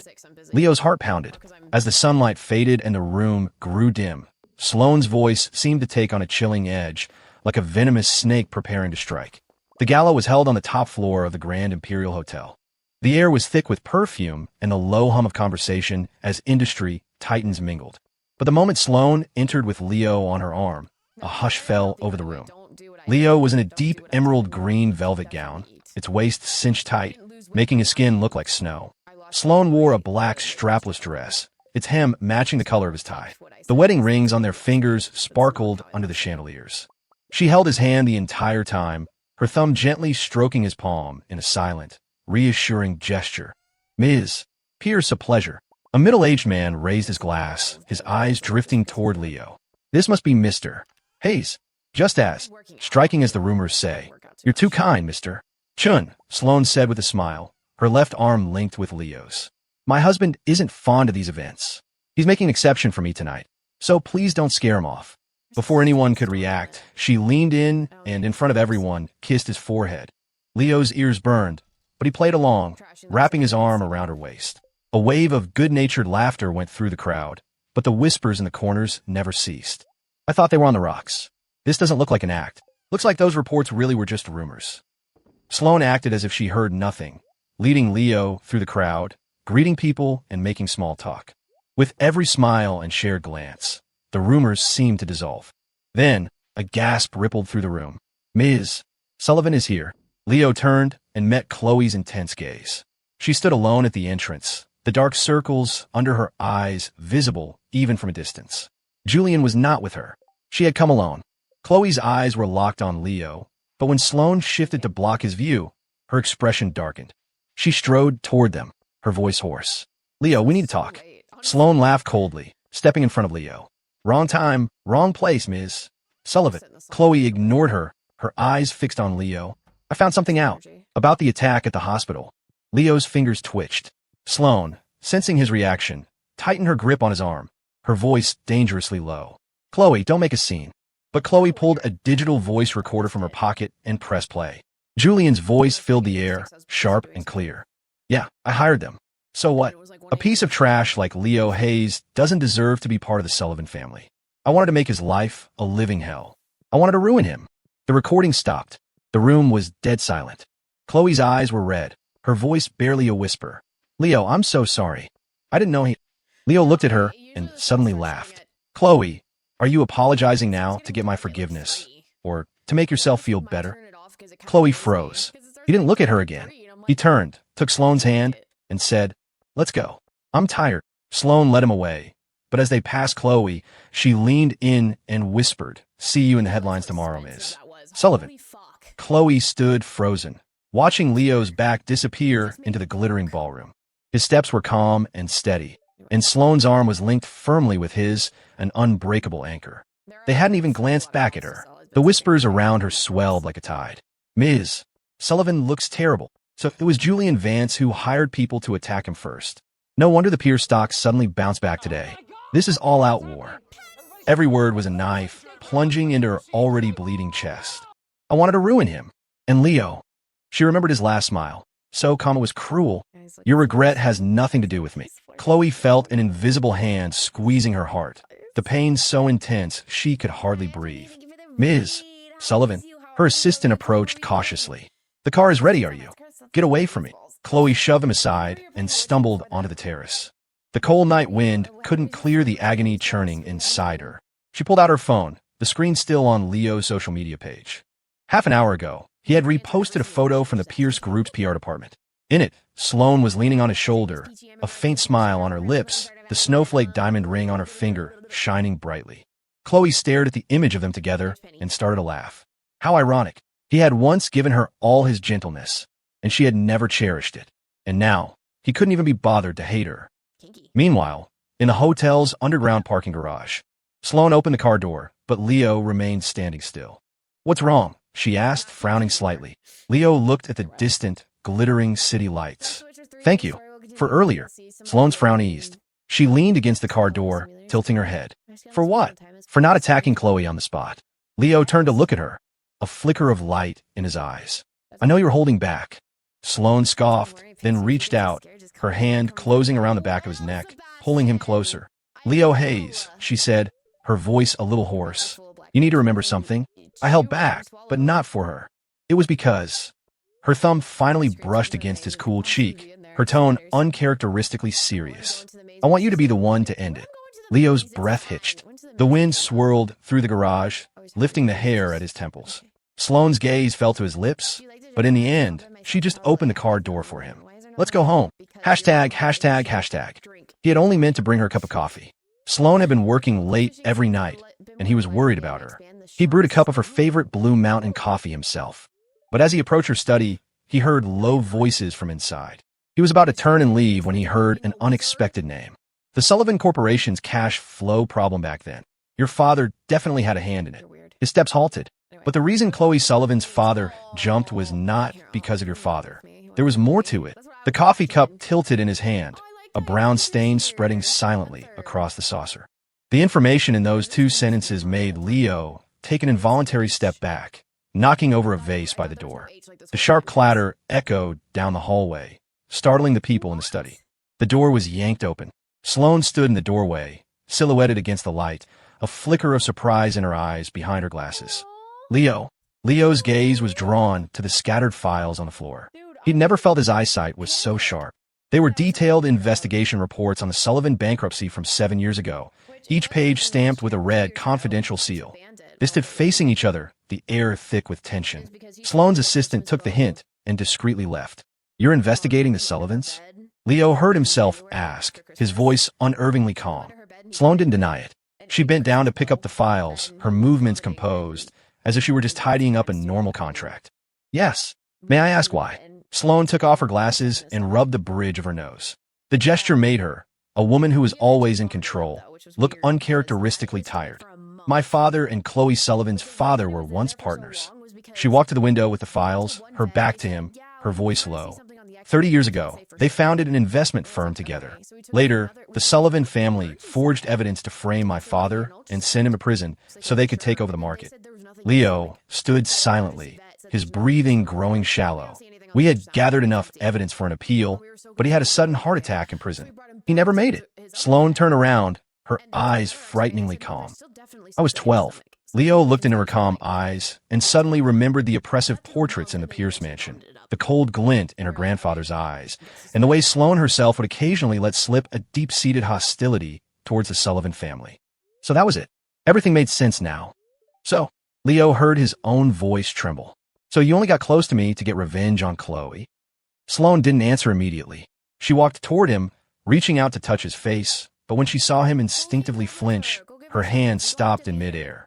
At first, yes, Leo hated being deceived, but he never thought hearing the truth would be so painful. The problem was, it wasn't the truth he wanted to hear. And in that moment, All he could think was, why couldn't you have just lied to me? He thought he would break down, that he would scream, but strangely, he was calm. I understand. Sloane's pupils contracted. It's what the Sullivans owed you. They deserved it. Leo put down the coffee cup, the porcelain making a sharp clink against the table. But you shouldn't have lied to me. He turned to leave, but Sloane grabbed his wrist. I didn't lie to you. Her palm was burning, her grip so tight it hurt. The initial reason doesn't matter. Sloane moved closer, her hot breath fanning across his ear. What matters is now. Her other hand moved to the back of his neck, forcing him to meet her gaze. Now, I truly want to spend the rest of my life with you. Leo looked into the dark, churning sea of her eyes, and suddenly smiled. Sloane, do you know what I hate most? He pried her fingers off, one by one. It's people like you, who always hide their true feelings behind a wall of calculations. Hashtag, hashtag, hashtag. It had been 2 weeks since he moved out of the Pierce estate. Sloane hadn't tried to stop him, but every day, like clockwork, she had a bouquet of white roses delivered to him. The attached card always had the same simple sentence. It's sunny today. Can you forgive me yet? He always put the flowers in a vase in his office, but he never replied. Mr. Hayes, the department heads are all here. His assistant's quiet reminder pulled him from his thoughts. Leo turned and walked into the conference room. The executives of the Pierce Group watched him with varied expressions. This new master of the house had been parachuted into the management team, already a source of gossip. The recent rumors of his marital problems only fueled the ambitions of these old sharks. Let's begin. Leo ignored them, opening his file. His voice was calm. Regarding the accounting issue at the Southeast Asia branch, I need an explanation from the finance department. The CFO wiped sweat from his brow. Well, it might be a system entry delay. A delay? Leo tapped his tablet, and a series of figures appeared on the projection screen. For the past 3 years, a $2 million payment has been delayed in arriving on the 15th of every month, only to be delayed in being transferred out before the end of the month. What do they call that in an audit again? He looked up, a small smile on his lips. They call it embezzlement. The room fell silent. That night, Sloane's private number, which she rarely used, called him. Leo stared at the screen for 3 seconds before answering. Mr. Hayes, quite the power move. Her voice was laced with a smile. It only took you 1 day to root out a parasite the finance department has been feeding for 10 years. Leo leaned back on his sofa, his tone flat. According to our agreement, I am obligated to assist you with corporate matters. Besides, you want to get rid of them for a long time. There was a moment of silence on the other end. Just the agreement? He didn't answer. Sloane suddenly laughed softly. There's a charity auction tomorrow. I need you to be there. The agreement doesn't include playing pretend with you. It's not pretend. Her voice turned serious. My grandfather is watching closely. If you don't show up, those old geezers will think we're really splitting up and try to make a move. Leo thought of the probing looks he'd gotten in the meeting. He pursed his lips. What time? He heard the rustle of papers on the other end and could almost picture the smirk on Sloane's face. 7. I'll pick you up. At the auction, Julian, holding a glass of champagne, deliberately bumped into Leo. Just as the glass was about to spill, a figure cut in between them. Chloe grabbed Julian's wrist, and the champagne drenched her own suit jacket. Have you had enough? She said, coldly shaking him off. She turned to Leo. Are you okay? Leo took a step back, right into the arms of Sloane, who had just arrived. Thank you, Ms. Sullivan. Sloane steadied him, her smile not reaching her eyes. But I'll protect my husband myself. No need to trouble you. Chloe stared at their joined hands, her voice low. Leo, I need to talk. We have nothing to talk about. Leo interrupted, his voice soft but firm. Chloe, stop doing these pointless things. He took Sloane's hand and led her away, not seeing the color drain from Chloe's face. In the car on the way back, Sloane suddenly spoke. You called her Chloe. Leo looked out the window, confused. You used to call her Ms. Sullivan, to keep your distance. But today was different. It means you're really starting to let her go. Her fingers tapped lightly on the steering wheel. Leo finally turned to look at her. You seem to be good at analyzing people, Sloane. Only you. The streetlights cast fleeting shadows across her sharp profile. Leo suddenly realized that, at some point, the calculating woman he'd met no longer looked at him through a mask. Just like now, her knuckles were white on the steering wheel, betraying the tension beneath her calm exterior. Just take me back to my apartment. Sloane's jaw tightened. Okay. When the car stopped in front of his building, Leo didn't get out right away. I'll organize the documents for Monday's board meeting and send them to you tomorrow night, he said. Sloane froze, then it dawned on her. Those documents were all in her study at the estate. Okay, she said, her voice hoarse but tinged with a hopeful excitement. I'll be waiting. The night wind ruffled Leo's hair. He stood under the streetlight, watching Sloane's car. She didn't drive away. It was just like that day in the auditorium when he stood in the shadows watching the girl shining on stage. Only this time, someone was finally waiting for him. ####. He was taken from the underground parking garage. Leo had just finished a meeting, the sound of his dress, shoes sharp on the concrete floor. The garage lights flickered. He was looking down, fumbling for his car keys, when he heard hurried footsteps behind him. He started to turn, but a cloth soaked in ether was pressed hard over his mouth and nose. As he struggled, all he could see was a pair of bright red sneakers and Julian's twisted smile. Leo Hayes. No, the husband of Sloane Pierce. A voice hissed, like a snake. Let's play a game. Sloane was in a meeting with her assistant when the call came. You're saying the Vances were also involved in my father's company's downfall? Yes. According to our investigation, Mr. Sullivan and Mr. Vance had a private agreement. But after everything was done, Mr. Vance held something back. He used the cause of your father's death to demand shares from Mr. Sullivan. In the ensuing argument, he accidentally killed him and staged it to look like a suicide. Insatiable greed, Sloane murmured, leaning back at her chair. Just then, her phone rang. If you want your husband to live, bring me the evidence of the Vance family's hidden assets. Julian's voice was distorted by a voice changer. Tonight, 10 p.m., the abandoned chemical plant on the west side. Don't call the police, or I'll slit his throat. The moment the call ended, Sloane slammed her pen on the table so hard it shattered, ink bleeding in her palm like blood. Her assistant rushed back in. Ms. Pierce, we just found out Julian Vance has mortgaged all his assets to short our stock. He's going for broke. Get Chloe Sullivan on the phone. Now, Sloane ordered, her eyes blazing. That night, the rusted iron gates of the chemical plant creaked in the wind. Chloe stood in the shadows, watching Sloane arrive alone. I didn't think you'd call me. That's not important. Sloane's face was a mask of cold fury. She strode past Chloe, heading straight for the building. When the factory door was kicked open, Julian was holding a knife to Leo's chin. Look who's here, he sneered. Your wife and your ex-fiancé. Sloane's eyes were locked on Leo. Only after confirming he wasn't seriously hurt did she speak. Let him go. I have what you want. She held up a silver USB drive. But Chloe suddenly stepped forward. Julian, I have evidence that your father was involved in embezzling from my family's company. Julian's face twisted in fury. Chaos erupted. Julian screamed and lunged at Leo with a knife. Chloe threw herself in front of him.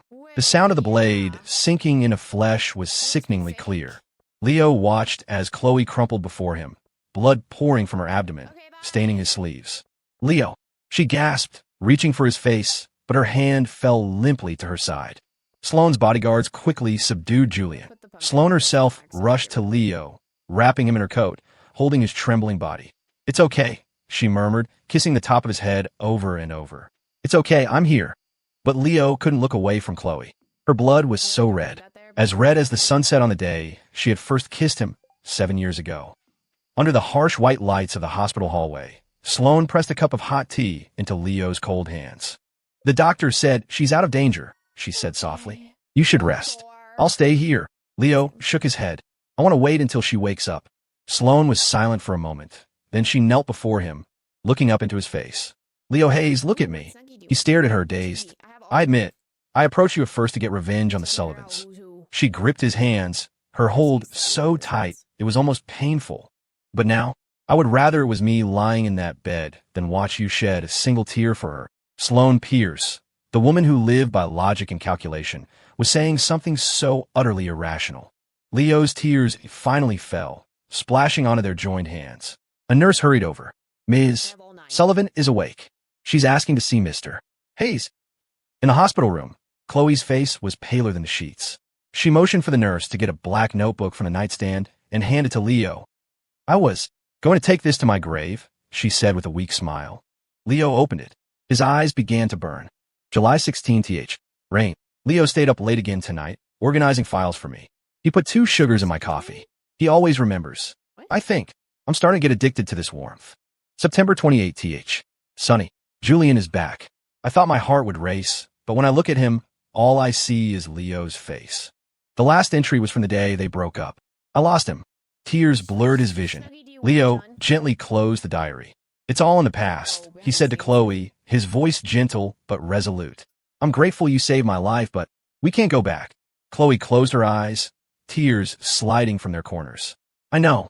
She was finally letting him go, and in doing so, letting herself go too. Outside the room, Sloane leaned against the wall, an unlit cigarette in her hand. When Leo walked out, she immediately dropped it and opened her arms. He fell into her embrace, his voice choked. Take me home, he said. Sloane held him tight, as if trying to merge him into her very bones. Okay. ####, sign it. Her voice was calm, but the dark circles under her eyes betrayed days of sleepless nights. Leo opened the file. His fingers paused. It was a transfer agreement for 15% of the Sullivan Corporation shares. I can't take this, he said, closing the file and pushing it back. You're just going abroad to recover. You'll be back. Chloe smiled, a familiar stubbornness in her eyes. Consider my atonement. Outside, a plane streaked across the sky, leaving a long white trail. Leo finally signed the document, but changed the beneficiary to the Pierce Family Charitable Foundation. I don't need compensation, he said, looking up at her. Chloe, we both need to move on. She stared at him for a long moment, then reached out and gently touched the wedding ring on his finger. Does she treat you well? Leo looked out the window. Sloane was leaning against her car, waiting for him, holding a paper bag from his favorite bakery. The sunlight on her shoulders was impossibly soft. Very well, he said quietly. Chloe pulled her hand back and picked up her carry-on. That's all that matters. She walked toward the security gate, her back straight and proud, just like the girl who had stood in the spotlight of the auditorium when they first met. Julian stood on the steps of the courthouse, listening to the judge declare him guilty of kidnapping, and suddenly burst out laughing. His once perfectly styled hair was a matted mess, his lips cracked and dry, but his eyes were fixed on Leo and Sloane standing together nearby. You think you've won? He shrieked. Leo Hayes, what right does a piece of trash like you have to be happy? A bailiff grabbed his struggling shoulders. Realizing his fate, Julian found a burst of manic strength. He broke free and sprinted toward a running car parked at the curb. The engine roared. No one had time to react, except for Sloane. She shoved Leo out of the way, taking the full impact of the car herself. The world slowed down for Leo. Sloane's body flew through the air, landing limply on the pavement. Blood splattered on the stone lion by the courthouse entrance, a shocking, vivid red. Outside the ICU, Leo mechanically signed the critical condition notice. The doctor's words floated in and out of focus. Broken ribs, internal bleeding, severe concussion. He stared through the glass at Sloane, who was hooked up to a dozen machines, and suddenly remembered what she'd said that morning, refusing to get out of bed. Leo, please, just 5 more minutes. How could someone like her exist? Someone who spoke the truest words of love in the most flippant tone. Someone who used the most calculating mind to do the most foolish things. The family can go in now, a nurse said gently. Leo put on a sterile gown and cap and sat by her bed. Sloane's face was whiter than the sheets, but the moment he took her hand, her eyelashes fluttered. You look so ugly when you cry. Her voice was a thread, but she was still trying to tease him. Leo's tears fell onto her hand. You're an idiot. Sloane laboriously lifted her fingers to wipe away his tears. If I'd known, a damsel in distress act, was this effective, I wouldn't have wasted so much time. The doctor said you can be discharged in a week if you keep recovering like this. Leo peeled an apple, his voice calm, but his fingertips trembled slightly. It had been 3 days since Sloane was moved out of the ICU, but he was still terrified.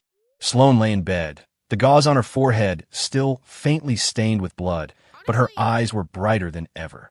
She watched Leo, her fingers gently tracing his, as if confirming he was real. She smiled. Worried about me?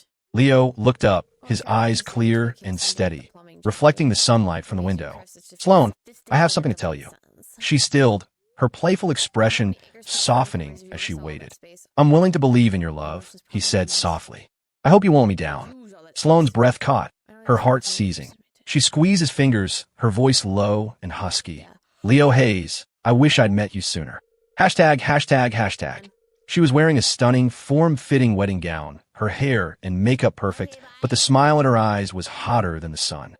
When the officiant read the vows, Sloane stared into his eyes and said, word for word, Leo Hayes, I'm not a person who says forever, but I'm making an exception today. I, Sloane Pierce, will love only you for the rest of my life. Leo smiled, but a tear slid down his cheek. You have to keep your word, Mrs. Pierce. Of course, she said, leaning down to kiss him with solemn promise. Cross my heart. After the wedding, the butler handed him a letter. Leo opened it. Inside was a single, brief line, "I'm sorry. I wish you happiness." It was signed by Chloe. Sloane wrapped her arms around him from behind, her chin resting on his shoulder. "Are you going to write back?" Leo shook his head and folded the letter, setting it aside. "There's no need. It's enough that we're all at peace." In a room at a psychiatric hospital, Julian huddled in a corner, clutching a locket. It was the one he had given Chloe. A nurse came in with a package. "Mr. Vance, delivery for you." Julian's head snapped up. He tore it open with a mad laugh, but his smile froze when he saw what was inside. It was the other half of the locket, Chloe's. A note was attached with a few cold words. "Returning what's yours. We owe each other nothing." He screamed and hurled the locket against the wall. The sound of it shattering was sharp and final. "Chloe Sullivan, Leo Hayes, I hope you both rot in hell." His screams echoed down the empty hallway, unheard and unanswered. 1 year later, at the Pierce estate, Sloane was kneeling in the garden, carefully guiding Leo's hand so he could touch a newly bloomed rose. "Easy, don't prick yourself," she said, her brow furrowed as if facing a major crisis. Leo laughed. "Sloane, you're spoiling me." "Doesn't matter." She sniffed, then turned to the head gardener. "Replace all these roses with lavender. Fewer thorns." Leo shook his head in amusement. Ever since he'd caught a bad fever, Sloane had completely transformed from the rebellious heiress to this. Company meetings were held online if possible. All social events were delegated to her vice president, and she was home every day for dinner. She'd even learned to make soup. One night, Sloane couldn't sleep and was just stroking his hair. Leo opened his eyes, which reflected the soft moonlight. "Did I wake you?" She reached out and caressed his face. "Leo Hayes. I'm so happy." She paused, then leaned down and kissed him, her voice melting into the night. "Me too." The end.